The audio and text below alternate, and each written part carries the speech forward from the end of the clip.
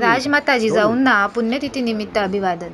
राजमाता जिजाऊंच्या तिथीनुसार पुण्यतिथीनिमित्त आज किल्ले रायगडच्या पायथ्याशी पाचाड येथील त्यांच्या समाधीस्थळी अभिवादन करण्यात आले. यावेळी मंत्री भरतशेठ गोगावले, शिवसेनेचे पदाधिकारी, स्थानिक लोकप्रतिनिधी तसेच ग्रामस्थ मोठ्या संख्येने उपस्थित होते.